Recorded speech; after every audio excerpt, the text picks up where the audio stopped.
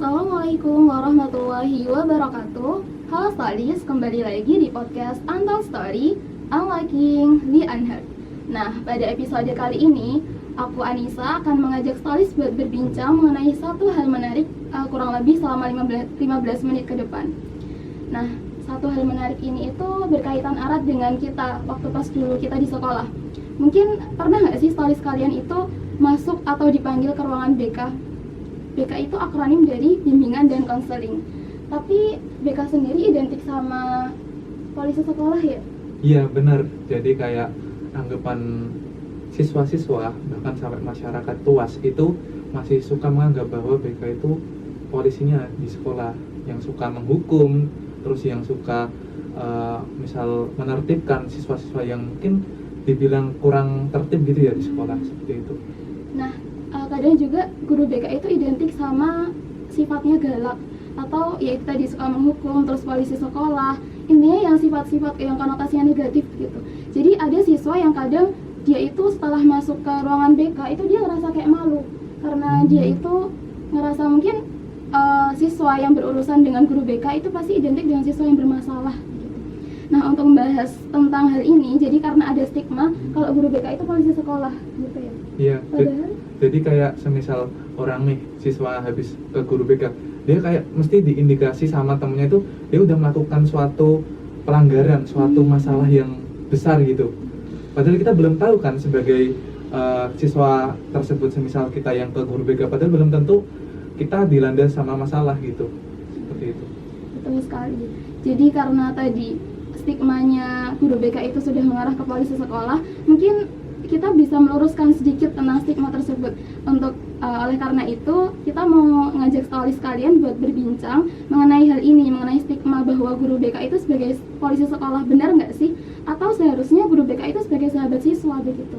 Kita sudah menghadirkan narasumber yang sangat menarik, yaitu beliau dengan Ibu Lila. Jadi beliau ini Ibu Lila Maturiska Ayu Asfarina, Magister Pendidikan, merupakan dosen di Prodi Bimbingan Konseling Universitas 11 Maret. Selain itu, Bu Lila ini juga pernah berpengalaman sebagai guru BK nih, Bu. Jadi di salah satu sekolah SMA swasta di daerah Malang. Selamat datang, Bu Lila. Selamat datang. Halo Stories semua. Apa kabar? Sehat?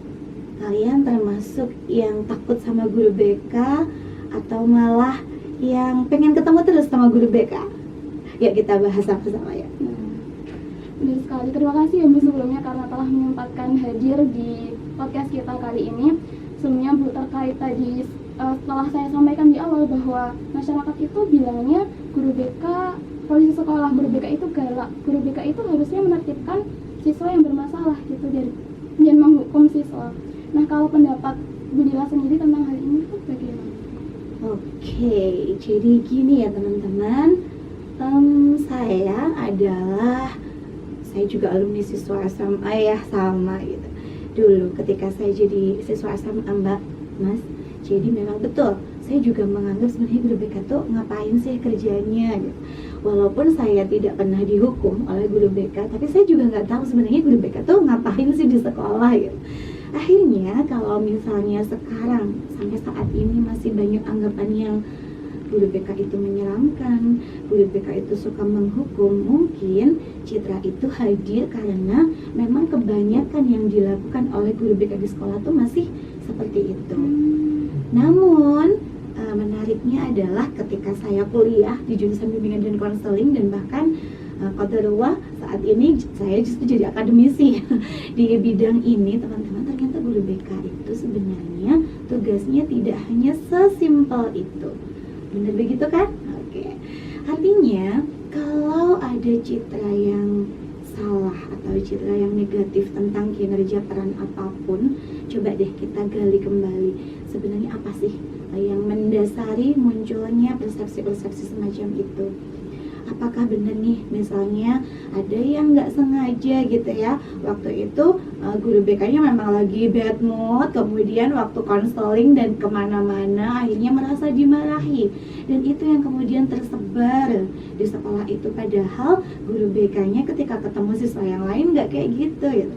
Nah, kita nggak bisa ya menghakimi kenapa masalah itu muncul dari salah satu sudut pandang.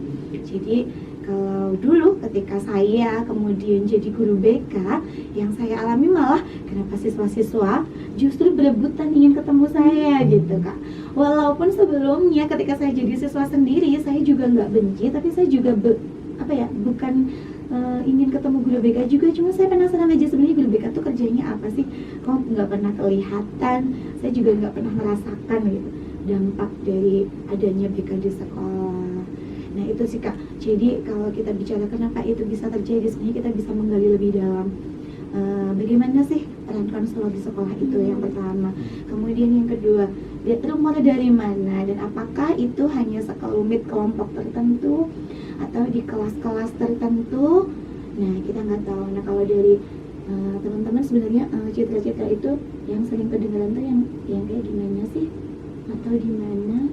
Saya Bu, jadi kayak semisal saya pas di sekolah itu sering kali guru BK itu hanya menangani siswa-siswa itu yang bermasalah aja. Jadi kayak kalau saya contoh semisal yang tidak bermasalah atau yang mungkin tidak memiliki prestasi yang tinggi, itu kita tidak diberikan layanan atau tidak dikasih itu dari guru BK. Jadi kayak guru BK ya setahu kita hanya kerjanya di kantor saja. Jadi kayak biasanya yang sering datang ke guru BK, kalau nggak yang bermasalah banget nih, yang berprestasi, contoh seperti yang kemarin baru aja yang dilaksanakan seperti SNBP SNBP gitu kan, pada konsul nih siswa-siswa yang keterima eligible terus mau daftar kampus lewat SNBP itu biasanya ada nih surat atau undangan dari guru BK biar konsultasi terkait pemilihan jurusan seperti itu.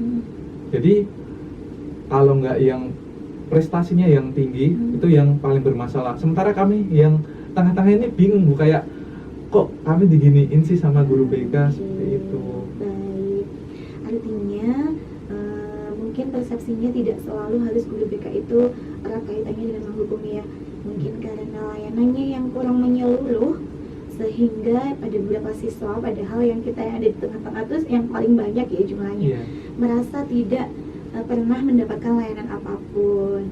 Nah akhirnya ketika merasa tidak mendapatkan layanan apapun, dengan rumor yang berkembang itu gampang kena nih, gampang ikut serta, mungkin kayak gitu ya. Kalau dari saya teman-teman, sebenarnya perubahan itu tidak harus menunggu dari luar. Jadi kita tuh dengan ada kita praktisi BK semua kan ya di sini ya. Nah kalian calon guru BK juga, mungkin stories di sini juga tertarik nanti mau jadi guru BK atau mau tahu lebih dalam soal sebenarnya BK tuh kayak apa. Nah kalau kita mau merubah adanya stigma-stigma seperti ini teman-teman, sebenarnya kita nggak bisa menunggu. Jadi dimulai dari diri sendiri, tentang apa yang kita ketahui sebenarnya BK itu harusnya seperti apa. Bahkan layanan-layanan yang disebutkan tadi hanya diperuntukkan untuk siswa yang eligible ataupun yang istimewa kalau nggak eligible banget yang atas, berarti yang bawah gitu ya. Nah artinya kita bisa nih teman-teman memulai dari sebenarnya layanan kita tuh untuk semua siswa. Nah itu perlu ditekankan. Kalau dari saya kayak gitu, apalagi tapi kalau kalian, nah kalau sebagai mahasiswa harus gimana ya gitu. Kalau dari mahasiswa teman-teman, ayo dimulai dari kita tuh harus flexing. Apa sih? Kita tuh harus percaya diri teman-teman. Kita harus percaya diri bahwa kita itu bisa bermanfaat dengan apapun peran yang kita punya. Nah kalau dari guru BK-nya sendiri memang karena kita nggak bisa menunggu, nggak bisa nih orang-orang menilai aku kayak gitu, ya udah harus tampil. Kita tunjukkan bahwa kita tuh punya sesuatu yang bisa membuat orang lain berdaya. Karena sejatinya teman-teman, bimbingan konseling itu adalah salah satu ilmu yang berkecimpung di dalam pemberdayaan hidup seseorang. Kalau kalian memahami arti kata ini lebih jelas, ini sebenarnya artinya sangat dalam. Kita tuh ada di ranah pemberdayaan manusia. Jadi kalau saat ini mungkin masih banyak yang mempertanyakan BK itu apa, saya akan menjawab, sebenarnya kita adalah ilmu yang ada di dalam ranah pemberdayaan, dan ini bukan satu hal yang sederhana gitu kalau menurut saya. Jadi insight yang sangat menarik yang disampaikan oleh Bu Lila, dan tadi juga ada POV dari, bisa diperkenalkan dulu? Jadi saya Aradia Dafari Haris, seorang mahasiswa yang sedang menunggu semester 2. Ya, jadi tadi setelah karena kita tahu ada perspektif mengenai bahwa guru BK itu stigma ya sebenarnya lebih tepatnya, bahwa guru BK itu sebagai polisi sekolah gitu. Kita bisa tahu ternyata guru BK sebagai polisi sekolah itu bisa berasal dari karena faktor penyebabnya itu ada beberapa hal. Jadi bisa jadi karena memang peran BK itu belum dirasakan oleh semua pihak. Jadi dari Mas Aradia juga menambahkan bahwa manfaat yang dirasakan itu lebih ke dari siswa yang bermasalah begitu. Jadi siswa yang berprestasi itu dia merasa kurang ini ya. Yang berada di tengah-tengah sih lebih Yang berada tepatnya. di tengah-tengah. Jadi yang berprestasi yang lebih dilihat itu yang berprestasi dan yang bermasalah. Dan siswa yang berada di tengah-tengah itu dia merasa, "Pak, aku nggak merasakan dampak dari layanan BK begitu." Nah, itu bisa jadi salah satu faktor kenapa kok stigma guru BK sebagai polisi sekolah itu muncul. Ditambah lagi tadi ada faktor lain seperti mungkin guru BK-nya sedang tidak mood gitu ya. Nah, terus jadinya malah kelas lain, mungkin kelas yang ini jadi terkena hukuman atau terkena dampaknya gitu karena moodnya guru BK yang kurang stabil. Padahal tadi Bu Lila juga menjelaskan bahwa guru BK itu sebenarnya lebih ke apa, Mbak? lebih ke bagaimana lebih ke memiliki peran untuk memaksimalkan aktualisasi diri siswa di sekolah begitu. Oke. Jadi gini ya teman-teman, guru BK itu bukan pahlawan super. Guru BK itu manusia biasa sama seperti layaknya kita semua sebagai manusia. Pasti juga pernah bermasalah juga, pasti juga bisa sedih, pasti juga pernah merasa tidak baik-baik saja.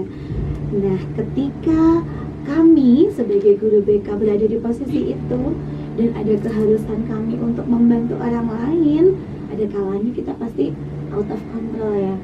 Nah, mungkin saja kebetulan ketika kami sedang berada dalam posisi yang tidak seimbang, di kala-kala itu ketika kami melayani ada sikap kami yang kurang bisa memuaskan. Nah, itu yang diangkat karena juga kami tadi bisa saja karena kurang menyeluruh layanannya, sehingga yang teringat adalah kesan-kesan yang negatif tadi. Nah, saya dulu pernah jadi guru BK teman-teman. Satu hal yang saya tekankan ketika saya bekerja di sekolah adalah saya nggak pernah fokus hanya melaksanakan konseling. Saya tidak pernah menekankan bahwa saya hanya akan melayani siswa-siswa yang bermasalah saja, walaupun semua siswa yang bermasalah langsung diberikan pada saya, betul.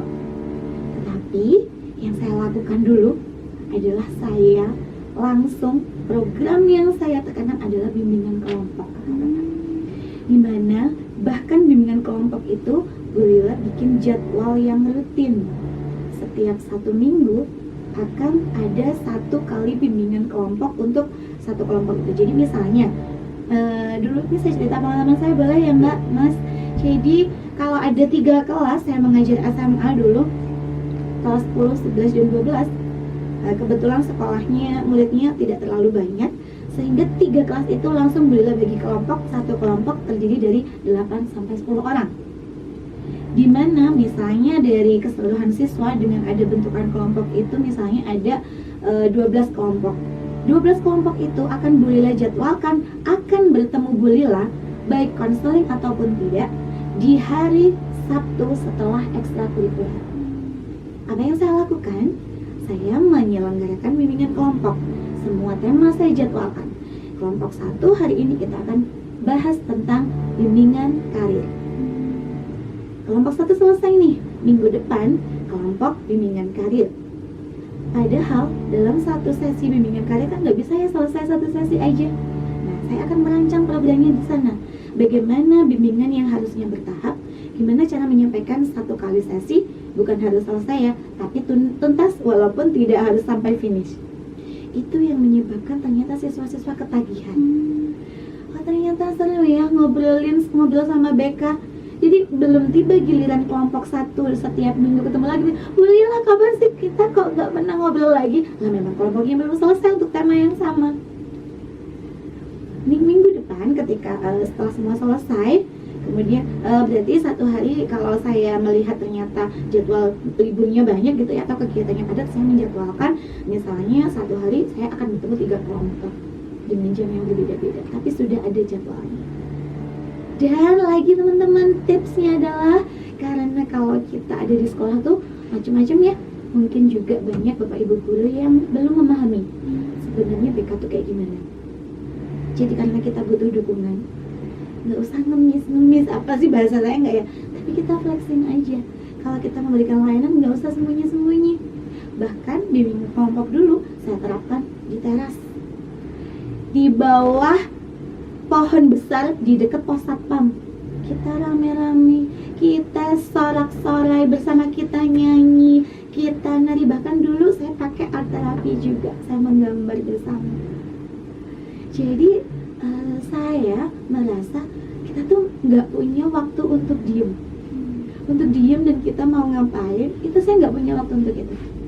Karena di sela-sela saya menyelenggarakan bimbingan kelompok, teman-teman yang harus konseling, baik yang karena referral dari guru atau wali kelas ataupun dari siapapun gitu ya, yang mereferral kepada saya, mereka mau datang sendiri karena mereka sebelum pernah. Jadi Bu Lila tuh cara kenalannya adalah Bu Lila nggak suka duduk di dalam BK, di Lila keliling. Akhirnya yang saya lakukan adalah saya ingin memberitahu kepada seluruh staf, seluruh pihak sekolah stakeholder, ini loh guru BK tuh sebenarnya kayak gini. Dan tanpa saya minta, siswa-siswa itu akan melabel bahwa BK itu sahabat kami. Gitu kan. Jadi begini ya Bu, kayak semisal kan kebanyakan mungkin ada beberapa sekolah yang masih sering apa ya, yang tampil guru BK pas saat itu aja, kayak semisal di gerbang depan ketika seorang siswa yang telat, terus semisal saat sidak nih guru BK baru muncul. Nah mungkin stigma yang muncul gara-gara banyak kan guru BK tampil saat kondisi seperti itu, jadi tidak memberikan peran mereka yang lain. Nah mungkin Bu Lila tadi sudah menjelaskan bahwa guru BK itu enggak hanya yang seperti tadi, tapi lebih ke hal-hal lain yang lebih positif gitu. Jadi arahnya enggak selalu istilahnya menunjuk siswa, kesalahan siswa, tapi lebih ke bagaimana memberdayakan siswa tadi menjadi seorang siswa yang bisa mengaktualisasikan dirinya, seperti itu. Dari POV yang disampaikan dari Bu Lila sebagai dosen dan dari Mas Aradea tadi sebagai mahasiswa yang juga dulunya pernah merasakan sebagai siswa yang diberikan layanan BK begitu ya.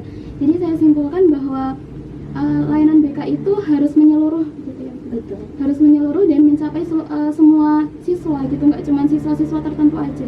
Kayak tadi dibahas di depan bahwa layanan BK itu biasanya cuman mencapai siswa yang bermasalah atau siswa yang emang dia itu menonjol di bidang akademik atau yang lain.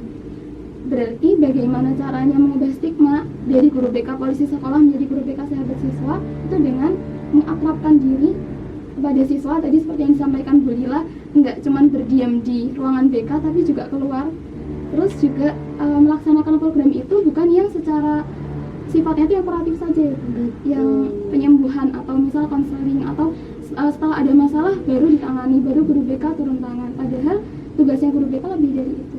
Iya betul sekali. Dan sebenarnya gini teman-teman, kalau kita hanya mengharapkan satu atau dua orang berperan dalam pengubahan stigma, itu kan rasanya kita akan kekurangan energi ya. Apa yang kita hadapi ini kan hal yang sudah umum, hal yang besar, sehingga sebenarnya sebagai konselor gitu ya, kalau kita memposisikan diri kita sebagai guru BK di lapangan, kita tuh butuh bantuan. Nah ketika kita udah tahu nih, Mbak Anissa, Mas Aradea, dan mungkin teman-teman lain yang udah belajar soal BK, kalian tuh nggak apa-apa loh, kalian yang bergema gitu. Sekarang kan zamannya Gen Z pakai medsos ya, udah tuh pasti.